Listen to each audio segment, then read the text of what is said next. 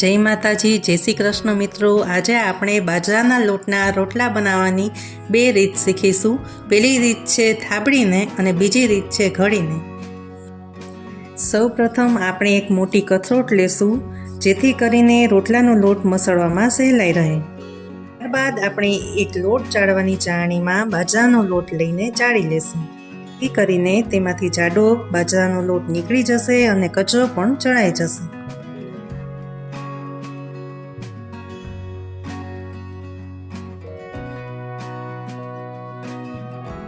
ચાળેલા લોટમાં આપણે સ્વાદ અનુસાર મીઠું નાખશું અને મિક્સ કરી લેશું।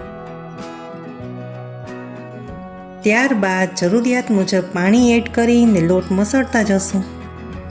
જો મિત્રો, અહીંયા આપણે આ લોટ બહુ કઠણ પણ નહીં અને બહુ ઢીલો પણ નહીં, એવો મીડિયમ બાંધશું। જો આપણો લોટ કઠણ બંધાશે તો આપણો રોટલો બનાવતી વખતે કિનારીએથી ફાટી જશે। આપણે આ લોટને હથેળીના આ ભાગથી વ્યવસ્થિત રીતે 2 મિનિટ માટે મસળતા રહેશું।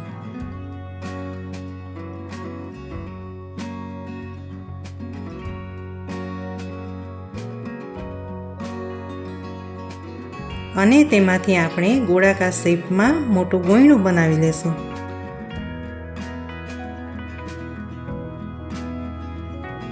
ત્યારબાદ રોટલી બનાવવાનો પાટલો લઈ તેની ઉપર બાજરાનો કોરો લોટ છાંટી દેશું, જેથી કરીને આપણો રોટલો બનાવતી વખતે પાટલામાં ચોંટે નહીં।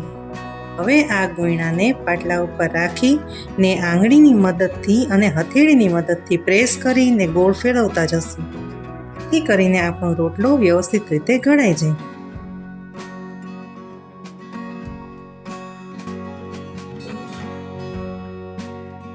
હવે આ બનાવેલા રોટલાને તવીથાથી કે હાથની મદદથી પાટલા ઉપરથી ઉપાડીને નીચેની સાઈડ ઉપર રહે તે રીતે હાથમાં લઈ લેશું।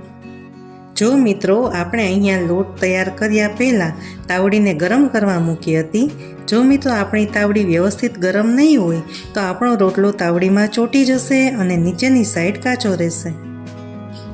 હવે આપણે આ રોટલાને તાવડી ઉપર મૂકી દઈશું ને હળવા હાથે ઉપરની સાઈડ પાણી લગાડી લેશું, જેથી કરીને આપણો રોટલો ઉપરની સાઈડ ફાટે નહીં। જો મિત્રો, આપણે આ રોટલાને 2 મિનિટ માટે ચડવા દેશું અને કિનારીએથી ચેક કરી લેશું કે આપણો રોટલો એક સાઈડ ચડી ગયો છે કે નહીં। હવે મિત્રો, આપણો રોટલો એક સાઈડ ચડી ગયો છે તો તેને બીજી સાઈડ ફેરવી નાખશું।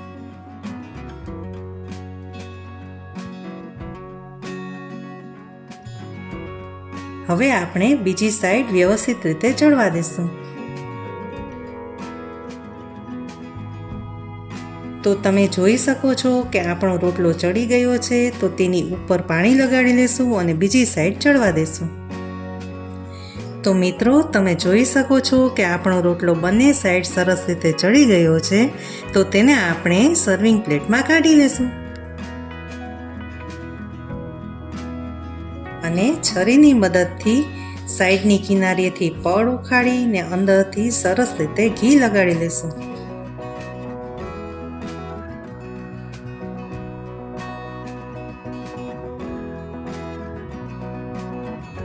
તો મિત્રો, આપણે પાટલા ઉપર થાબડીને બનાવેલો રોટલો તૈયાર છે। મિત્રો, આપણે જે રીતે પાટલા પર થાબડીને રોટલો બનાવ્યો તે જ રીતે રોટલાનો લોટ બાંધી લીધો છે અને તેમાંથી મોટું ગોયણું તૈયાર કરી લેશું।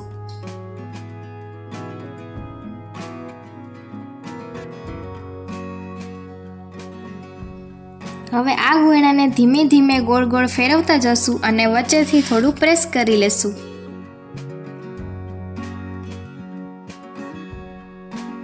હવે આપણે એક હાથે ફેરવતા જશું અને બીજી હાથની મદદથી અંગૂઠા વડે કિનારીએથી પ્રેસ કરીને ઢાંકણી તૈયાર કરી લેશું।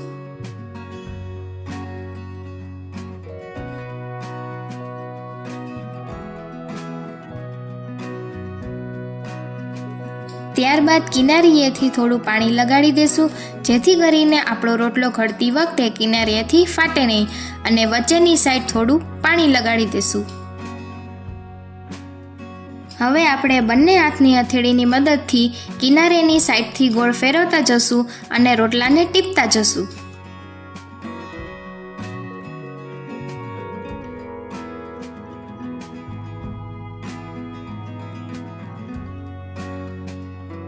જો તમને એવું લાગે કે કિનારી ફાટે છે તો તેની ઉપર થોડું પાણી લગાડતા જશું.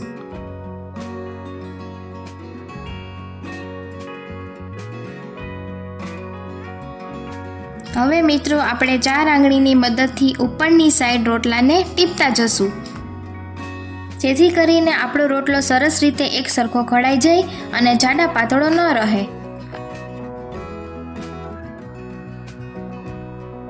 હવે આપણે બંને હાથની આંગળીઓ વડે આખો રોટલો ઘડી લેશું.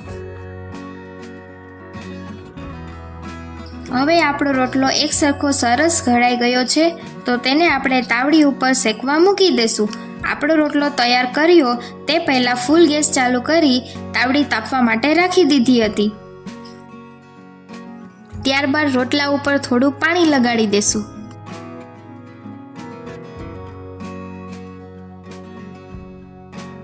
જો મિત્રો આપણા રોટલાની કિનારી થોડી સુકાઈ જાય પછી જ આપણે રોટલાને ફેરવશું.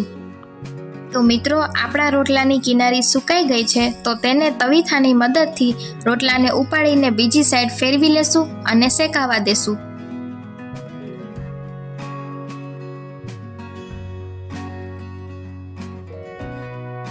હવે આપણે રોટલાની બીજી સાઈડ ચેક કરી લેશું. જો કોઈ જગ્યાએ રોટલો કાચો રહી ગયો હોય તો તે ભાગને તાવડીના સેન્ટર ઉપર રાખીને શેકાવા દેશું.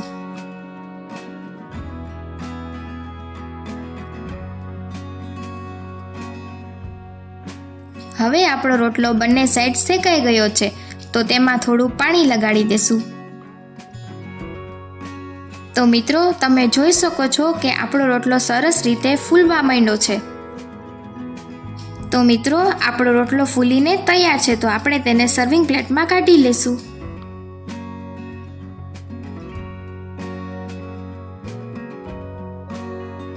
હવે મિત્રો છરી વડે કિનારીએથી કાપી લેશું અને વચ્ચેનું પડ ઉખેડીને અંદર અને બહાર સરસ રીતે ઘી લગાડી દેશું.